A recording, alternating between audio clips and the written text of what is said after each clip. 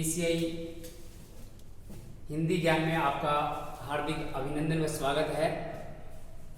आपके लिए दोस्तों एक टॉपिक लेकर आए हैं वर्ण विचार का, जो अपने हिंदी के दृष्टिकोण से, व्याकरण के दृष्टिकोण से बहुत महत्वपूर्ण टॉपिक है।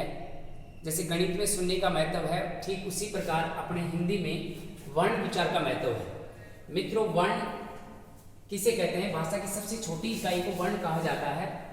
वर्ण कोई अगर बोला जाए तो ध्वनि कहते हैं, लिख दिया जाए तो वर्ण है और बोल दिया जाए तो ध्वनि। वर्ण दो प्रकार के होते हैं, एक तो होता है स्वर और दूसरा होता है व्यंजन। मित्रों, यहाँ हम बात करें तो यहाँ स्वर होते हैं 11 और व्यंजन होते हैं 33।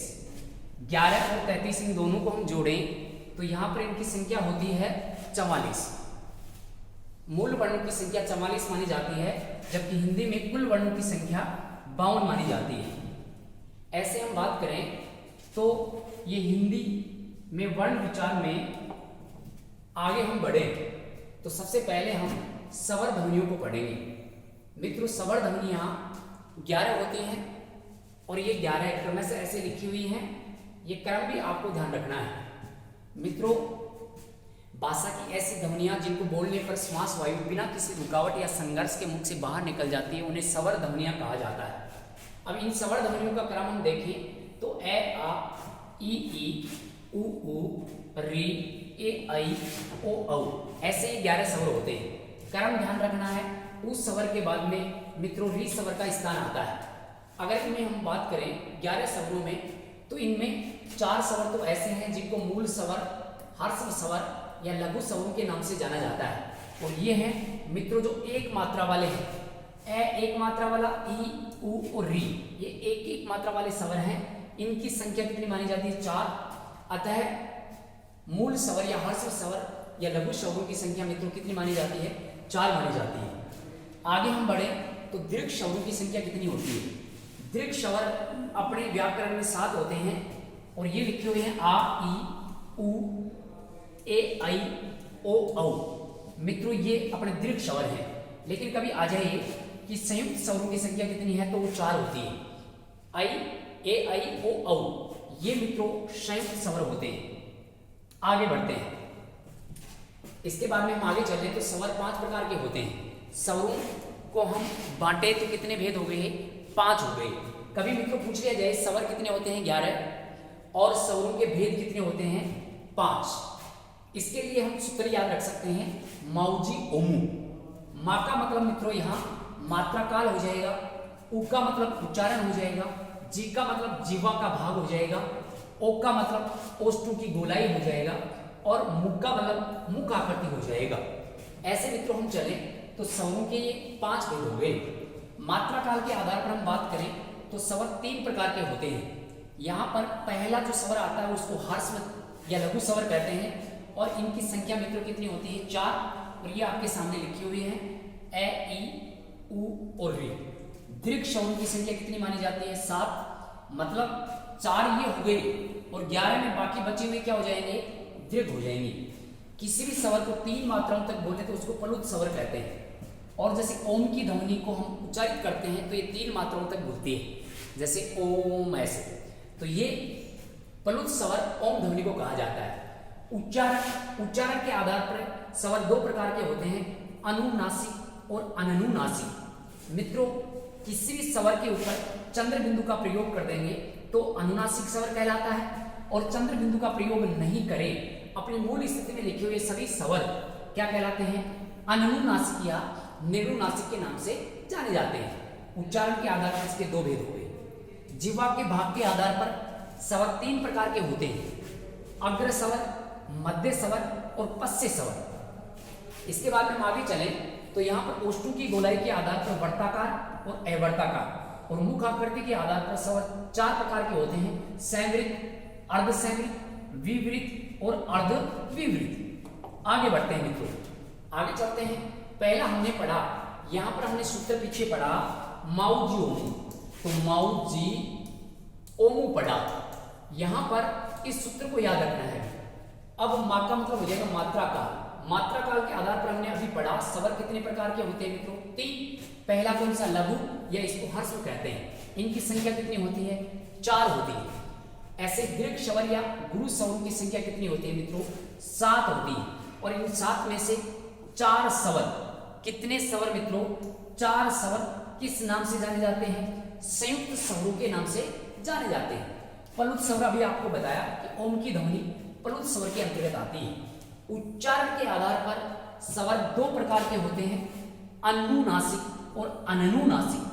चंद्र बिंदु का प्रयोग कर देंगे अनुनासिक, और नहीं करेंगे तो अननुनासिक कहलाता है। ये मित्रों अभी आपको पीछे भी बताया था। आगे चलते हैं। जिह्वा के उत्थापित भाग के आधार पर स्वर 3 प्रकार के होते हैं। अपनी जो जीभ है इसके हमने 3 हिस्से कर लिए हैं, और इन 3 हिस्सों से ये स्वर बोलते हैं। मित्रों ये अपनी जीभ है, और ये जीभ का आगे वाला भाग है। आगे वाले भाग में जो प्लॉट ले रखा है वो इन व्यक्तियों ने ले रखा है, मतलब ई के परिवार ने ले रखा है। ई का परिवार जिह्वा के आगे ही आगे बस रहा है। तो ये तो हो गए मित्रों अग्र स्वर। बोलकर देख सकते हैं, जिह्वा का आगे वाला भाग उत्थापित होगा ई ए आई, तो ये अग्र स्वर कहलाते हैं। मित्रों जीभ के बीच में बैठा है ए, तो ये ए मध्य स्वर कहलाता है, और बाकी के जो आगे ये पश्च स्वर कहलाते हैं। यहां पर ये हो जाएंगे मित्रों पश्च हो जाएंगे। तो जिह्वा के उत्थापित भाग के आधार पर स्वर 3 प्रकार के हो गए, अग्र, मध्य, पश्च। ओष्ठों की गोलाई के आधार पर स्वर कितने प्रकार के हुए मित्रों? 2 प्रकार के। एक तो होता है वर्ताकार और एक होता है अवर्ताकार। हम उन सभी 11 स्वरों की बातें कर रहे हैं। तो यहाँ पर ओष्ठों की गोलाई के आधार पर ऊ का परिवार, किसका परिवार? ऊ का परिवार। ऊ छोटा फिर बड़ा बनता है, ऊ से ओ बनता है, और इन्हीं से औ बनता है। ये 4 स्वर हैं जिनको वर्ताकार स्वरों के नाम से जाना जाता है। इन 4 के अलावा बाकी 11 में जो बच गए उनको हम मित्रों क्या कहेंगे? अवर्ताकार स्वर कहेंगे। तो ओष्ठों की गोलाई के आधार पर वर्ताकार और क्या हो गया? अवर्ताकार हो गया। आगे मित्रों हम चले तो 5वां जो भेद है माउ जी ओ मुंह। मुख का मतलब हो जाएगा मुख आकृति। मुख की आकृति संवृत्त। संवृत्त क्या होता है? जब उच्चारण करने पर मुख कम से कम खुले, कम खुले, कितना खुले भी? कम खुले, तो उनको तो कहेंगे क्या? संवृत्त। और मुख संवृत्त से ज्यादा, यहां पर हम बात कर सकते हैं संवृत्त से ज्यादा खुले। संवृत्त से कितना खुले भी? ज्यादा खुले। उस संवृत्त से ज्यादा खुलने वाले स्वरों को क्या कहेंगे? अर्ध संवृत्त कहेंगे। इनमें 2 आते हैं, एक तो ए आता है और एक ओ आता है। मित्रों आगे हम बात करें विवृत्त। परिभाषा आराम से समझिए। जिन स्वरों को बोलने पर मुख कम से कम खुलता है, न के बराबर खुलता है, उनको कहते हैं संवृत्त। इसको आप ऐसे भी याद रख सकते हैं, सही ऊंट। अरे कैसा ऊंट भाई? सही ऊंट है, सियाना ऊंट है, खाने वाला नहीं है। तो स का मतलब तो हो जाएगा संवृत्त, ई का मतलब हो जाएगा दोनों के दोनों ई, और ऊंट का मतलब दोनों के दोनों क्या आ जाएंगे? ऊ आ जाएंगे। इनको बोलने पर मुख कम से कम खुलता है, देखिए ई ऊ ऊ, तो इसी वजह से इनको संवृत्त कहते हैं। ए ओ इनको अर्ध संवृत्त कहा जाता है। मुख संवृत्त से थोड़ा सा ज्यादा खुलेगा, अर्ध संवृत्त कहेंगे। विवृत्त में मुख सबसे ज्यादा खुलेगा। यहां पर हम लिख सकते हैं सर्वाधिक। सर्वाधिक मुख खुलता है, खुलता है, सर्वाधिक मुख खुलता है, उनको मित्रों क्या कहते हैं? विवृत्त कहते हैं। जैसे हम उच्चारण करके देख सकते हैं आ, तो आ में देखो मुख सबसे ज्यादा खुल रहा है, और बाकी बच गए वो किस में आ जाएंगे? अर्ध विवृत्त के अंतर्गत आ जाएंगे। यहां पर मित्रों एक तो बच गया, कौन सा? ए बच गया है। इसके अलावा हम आगे चले तो आई बच गया, और एक क्या बच गया मित्रों? औ बच गया है। ये अर्ध विवृत्त के अंतर्गत रखते हैं। मित्रों एक रि स्वर और बचा हुआ है, उसका प्रश्न एक जगह ही बन सकता है, और वो बन सकता है कि मात्रा काल के आधार पर रि स्वर को कहाँ रखा जाता है? तो वो लघु स्वर में रखा जाता है, छोटे स्वरों में रखा जाता है। इतना ही हमें ध्यान रखना है। आगे इसका विभाजन नहीं कर रखा है, क्योंकि कुछ विद्वान इसको स्वर नहीं मानते। आगे बढ़ते हैं, व्यंजन ध्वनियों की ओर चलते हैं। व्यंजन ध्वनियां मित्रों कितनी होती हैं? 33। इन 33 ध्वनियों को कितनी श्रेणियों में बांटा गया है? 3। पहली श्रेणी कौन सी है? स्पर्श। स्पर्श व्यंजन कितने होते हैं मित्रों? 25 होते हैं। अंतस्थ व्यंजन, अंतस्थ व्यंजन कितने होते हैं? 4। और ऊष्म व्यंजन भी कितने होते हैं? 4। ऐसे हम तीनों को जोड़ते हैं, संख्या कितनी आती है? 33 आती है। यहाँ पर मित्रों स्पर्श व्यंजन, अब यहाँ पर हम बात कर सकते हैं स्पर्श व्यंजन कितने होते हैं? 25। इनको हम ऐसे याद रख सकते हैं, कच्ची टी तपालो, कैसी टी तपालो? कच्ची टी तपालो। यहाँ कै का मतलब कै वर्ग, चे का मतलब चे वर्ग, टे का मतलब टे वर्ग, ते का मतलब ते वर्ग और पे का मतलब है पे वर्ग। ये 5 वर्ग हो गए और पांचों वर्गों में 5-5 वर्ण हैं। कै वर्ग में ये इनका क्रम हो गया, ये 5 वर्ण हो गए, अतः यह एक वर्ग हो गया और एक वर्ग कौन सा वर्ग भी? कै वर्ग हो गया। ऐसे ये 5 वर्ग हैं मित्रों।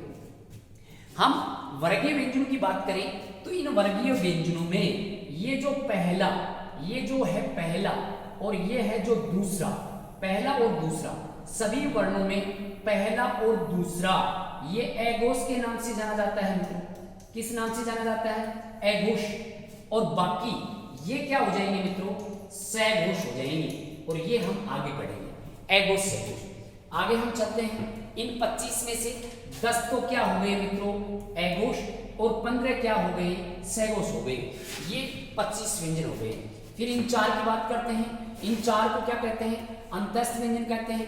अंतस्थ व्यंजन में या, रा, ला, व, ये सभी के सभी सैघोष होते हैं मित्रों। कैसे होते हैं? सैघोष। और ऊष्म व्यंजन 4 हो गए, एक तो स ये 3 स्वर हो गए और एक हो गया है। ये मित्रों है तो आ जाता है सैघोष में और ये तीनों की तीनों से आते हैं मित्रों एघोष में। किसमें आते हैं मित्रों? एघोष में। ये हम आगे पढ़ेंगे।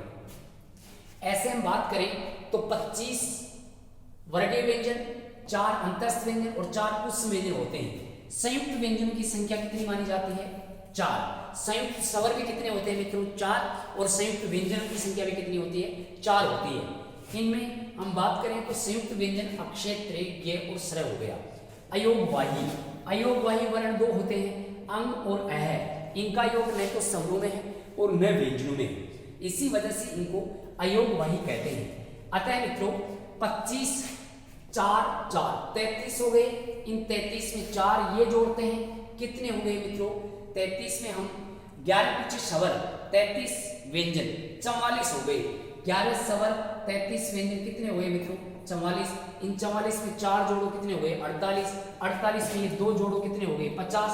और 50 में एक और हमें जोड़ना है और मित्रों वो कौन सा है? वो है उत्सिक्त और वो आते हैं अड़ और अड़ा।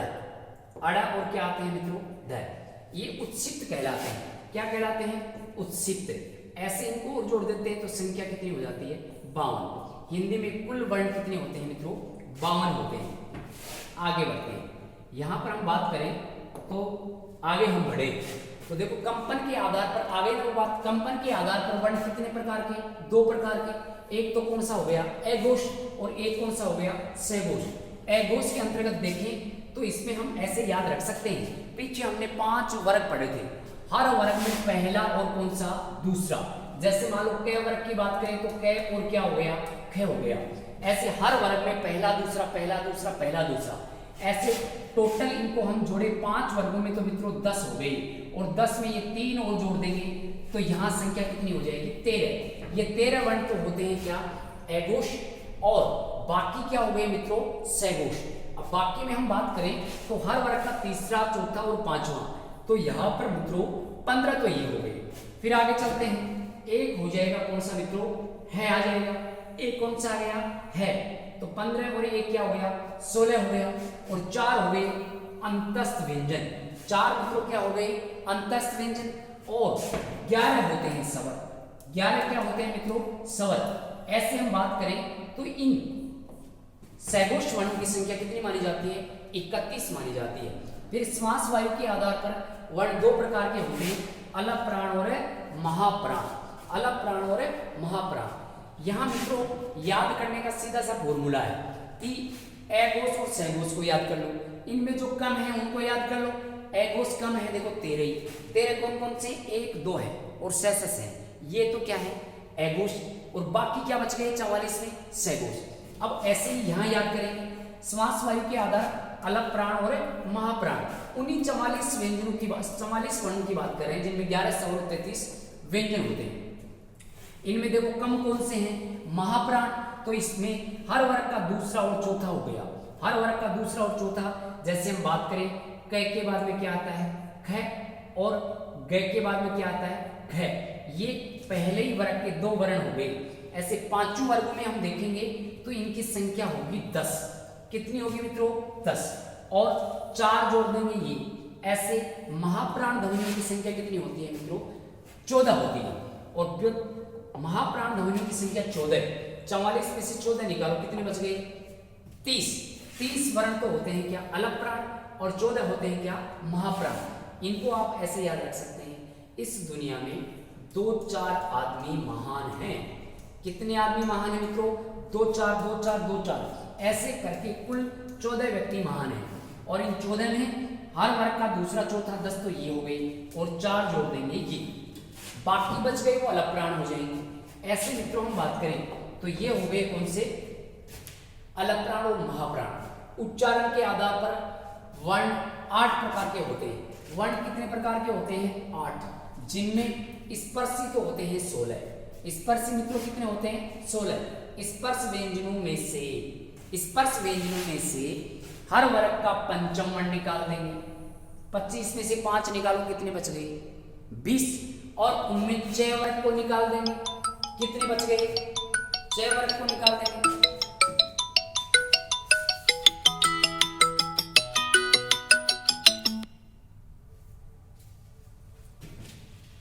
वर्ग को निकाल देंगे।